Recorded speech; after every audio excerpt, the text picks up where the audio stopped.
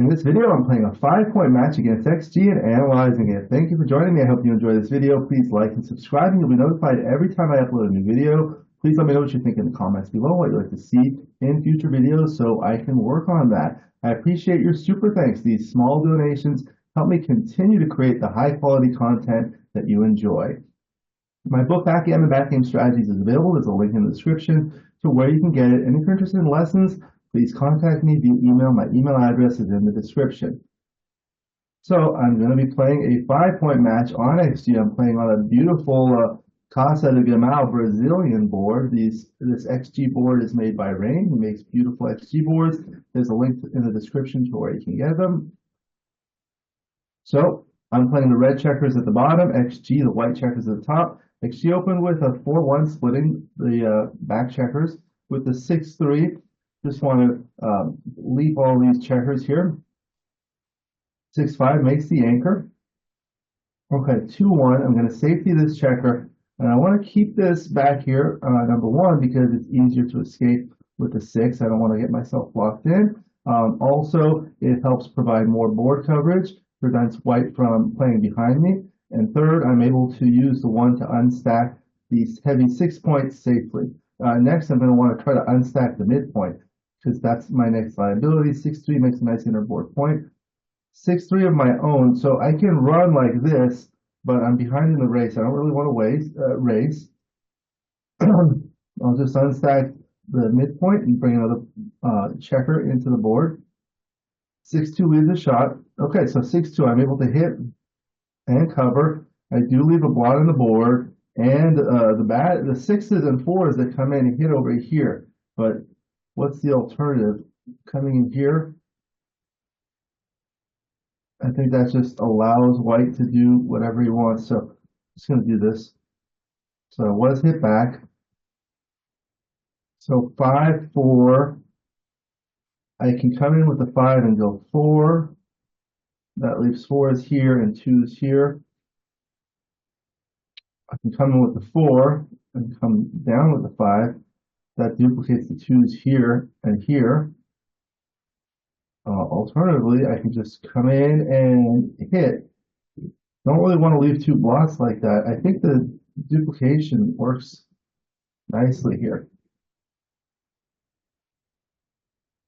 Okay, 3-2, hit twice, 6-2, come in with 1. Okay, so now it's a double. So 2-point board against a 2-point board. I'm behind 18 pips in the race. There is a blot on the board, and I have a blot here that can be susceptible to attack. But white still has a long way to go. Has 3 checkers to bring home, 10 checkers in the zone, but my blot is not exposed on a higher point. So I can take this one, especially given that I also have a 2-point board. Okay, 2-1. So I'm going to come in with the 2 and hit with the 1. 3-1 comes in like that. 6-4.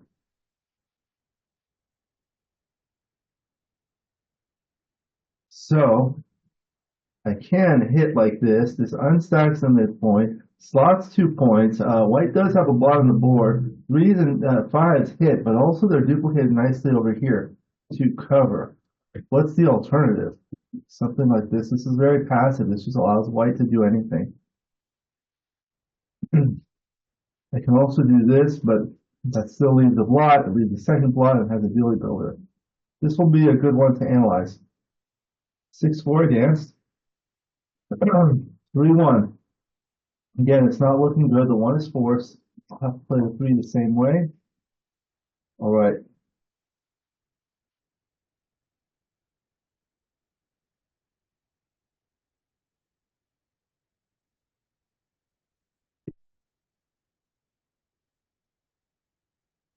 Now I'll just try to save the gammon. Coming 2. All right, here's a shot. 3-1, no. Double 3. Now I need to save the backgammon.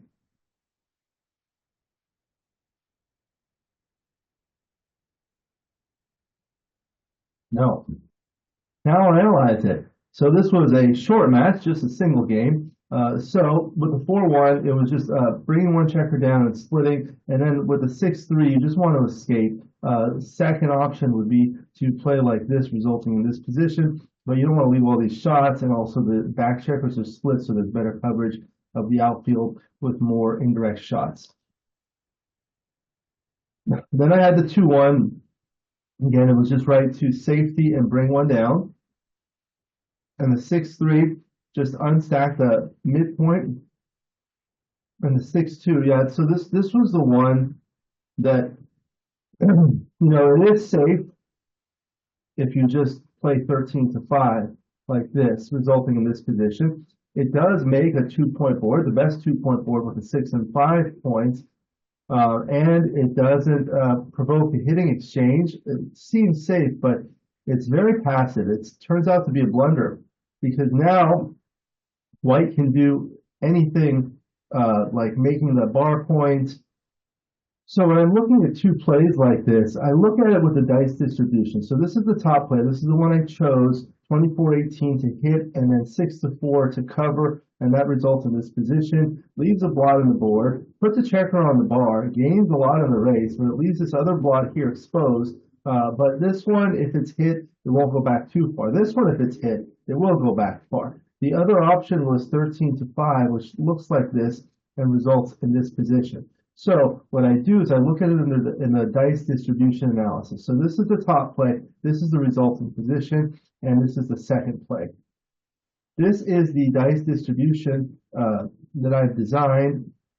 I'll put a link in the description to where you can get it for USVGF Premium members. This is the equity heat map after the top play, play A, and on the upper right is the same for play B. So, for example, this is the equity after play A if the opponent rolls a double one, here for double two, double one, 2-1, 3-1, 4-1, and so forth, and all 36 possibilities with the average here. Over here is the same thing for the second play, and then on the lower left is the difference. Basically, it subtracts these two, so that tells you which play was better after each of the possible 36 rolls. And then here on the right, on the lower right, there's a histogram, so it shows a vertical bar graph. So you can see here, it's really good on the 4 dancing numbers, and the swing is huge on these dancing numbers because look at how 6-4 plays if you don't hit. So let's go back. Let's say I don't hit. How does 6-4 play? 6-4 plays really good. This will show you how it plays 13-9, 13-7. So after this, 6-4 plays like this, but after this play, 6-4 dances. And then the double 6 is also very good. Able to point on head. Yeah, like that. And double 4 can make the point and the bar point, make the 4 point and the bar point. Now, that creates big swings. So if we look at these, of course, it's bad when we're hit with 5s. That's bad, but all the other ones make up for it. So this is what I do in terms of the dice distribution. I can also look at my next rolls. So here, basically all my next rolls play much better after play A than play B. You see all this green, that means it favors play A. So again, let's look at it here. So say I make this play. Next, I can safety with 5s, hit with 4s, cover with 1s, cover with 3s, or do other things. After this, I'm kind of in a tough position because I have a lot of work to do. I'll probably get primed, so I'm going to be stuck back here. I'll only have good 4s and 2s here. 6s will be bad because I won't be able to play up here unless I roll like a 6-2, 6-3, 6-4, 6-5. 6-1 will be bad because I'll probably be stuck here. So that's what I do, and that's how I learn and think about things. So every time I make a play, not every time, I mean, obviously there's some generalizations that you can do, but when you're looking at these, specifically consider the dancing rolls. So there are 4 rolls that dance completely, and those are really good. And if you make the other play, those 4s are really bad. Okay, so that's that play. Then the 5-4. Yeah, there were a lot of options here. So best to just come in here and bring one down. Just leave a single blot here, a single blot on this side, duplicate the twos. Bar 16 was the second choice, and that results here in this position. These two was bar 20 and 8-4 safe option, but that results in this position creating a dilly builder. The hit was an overplay here because two blots in the board and not enough material to continue the blitz, especially with this anchor here. Okay. Then the 6-2 was forced. And now the double decision. So this is it's a small double, but it's a very comfortable take for all the reasons that I discussed. So I have a dice distribution for the cube decisions, and I'll show that here now.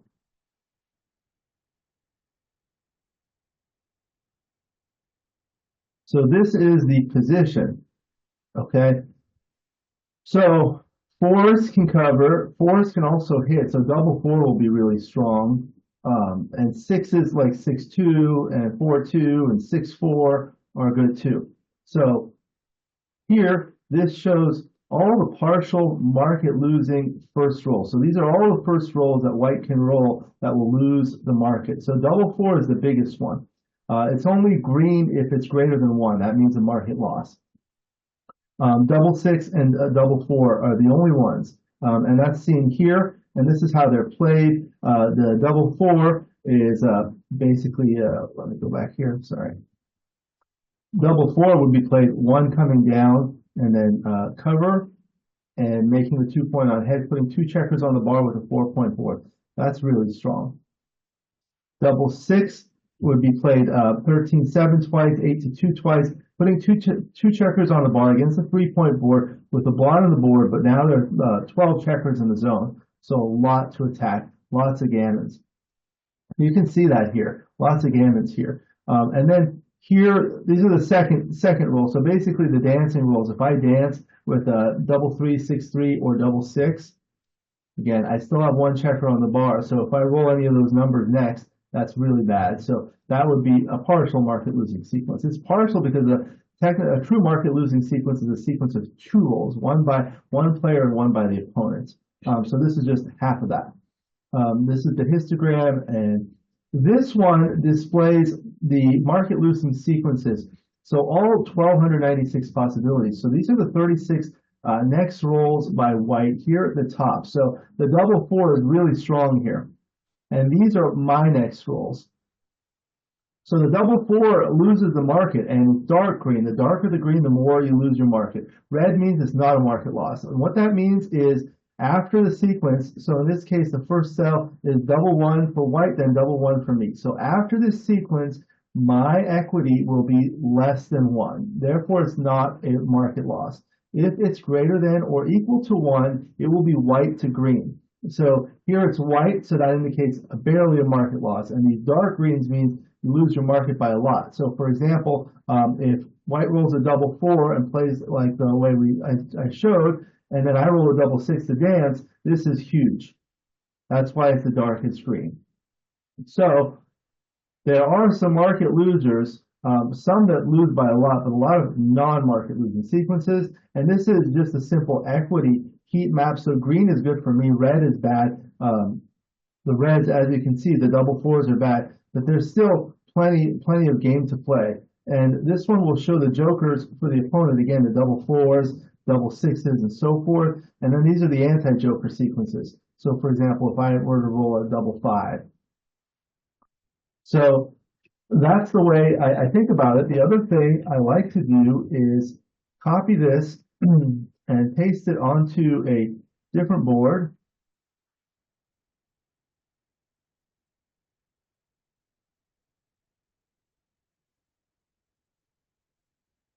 So this is the board. Now I'll paste it onto this board. Now I'll make some modifications to see what happens. So this is how you learn what makes a double or not. So again, this position was already analyzed. This is a double, and it's still a take. Let's say white had the 4-point made. Now the position is much stronger. Now it's a big pass. So because of that liability, it's a take. Now let's say we move this blot over here. Now 1s and 3s cover, but 6s and 4s can hit on this side. So let's see how much of a difference that made. That makes it much stronger. Now it's worth 845, 66% wins and 27% gammons. Whereas in the original position, it's worth 701 milli points and 64% wins and 25% gammons. So you see, you change these things and that makes a difference. So going back to the original position, let's say I had the 5-point instead of the 4-point. That's significantly stronger.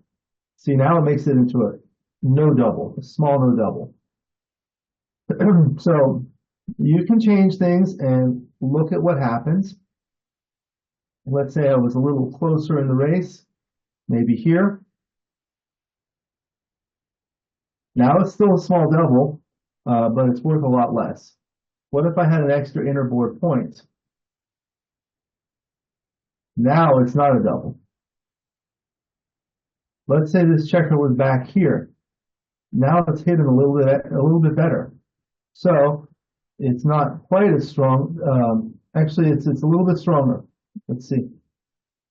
Not quite as many gammons, but a little bit more wins. Okay, because this is not under attack. If this checker were here, now that's much stronger for white. Oh, maybe not. Because white's going to have to still deal with hitting this and covering. Okay, so that's the way I go through the doubling decisions. Think about all the possible roles for one player and all the possible roles for the other player. This is a very technical and detailed way, but if you want to get really good at understanding the doubling decisions, these are the kinds of exercises that you're going to have to do. All right, the 2-1, just come in and hit.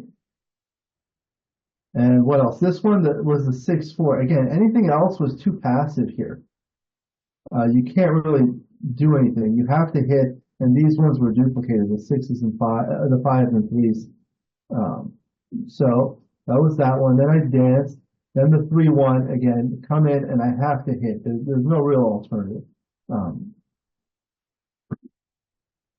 And everything else was simple. I just missed the shot, and that was the match. So that was the 5-point match against XG. It was a brief match, but there were a few interesting positions to learn from. And I think that's the key here. Every time you play a match, go through it afterwards and look at everything. I did analyze it on XG++, so you can analyze the entire session on stronger settings, and that'll do it. And then you'll look through everything. You want to look through any errors. There were no errors that I made, but there were plays that I was unsure of. So that's what you want to look at. You want to look at every play so that you make sure the ones that you were unsure of or not clear about, you go look and you analyze. And with those ones, the other things you want to do is make sure you adjust the position, look at it under dice distribution, and see what changes you can make. The other thing that I did not do, which I can do now, is one of the things I do like to do is, especially with cube decisions, look at what happens at a different score. So this was the cube decision. Again, at this score, so you see one of the things that happens is the gammons are lopsided. So if you change the score, for example, this is 5 away, 5 away. Let's make it 3 away, 3 away. Now it's a much stronger double, and it might even be a pass. Oh no, it's still a take, but it's a strong double. Let's say it's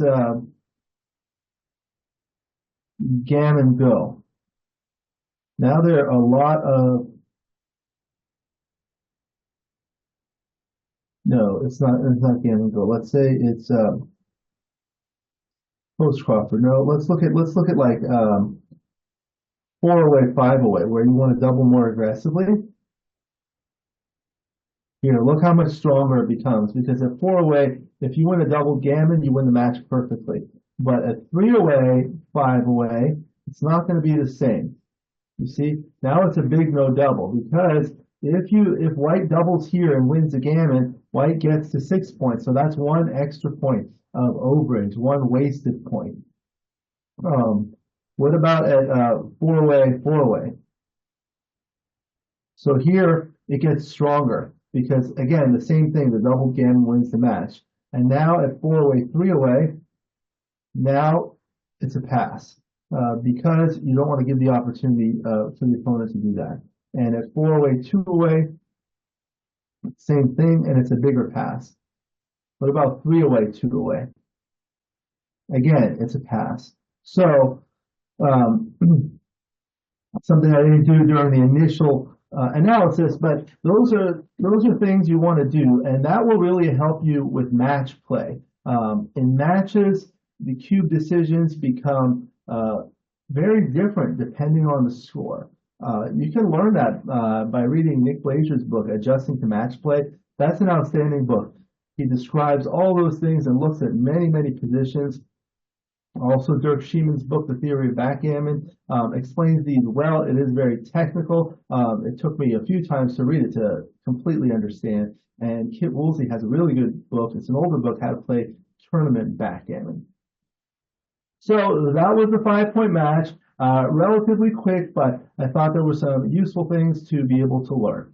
Thank you for joining me. I hope you enjoyed this video. Please like and subscribe, and you'll be notified every time I upload a new video. Please let me know what you think in the comments below and what you'd like to see in future videos so I can work on that. I appreciate your super thanks. These small donations help me continue to create the high quality content for you to enjoy. Again, my book, Backgammon Strategies, is available. There's a link in the description to where you can get it. And if you're interested in lessons, please contact me via email. My email address is in the description. I look forward to seeing everyone in future videos. And until then, keep rolling your dice.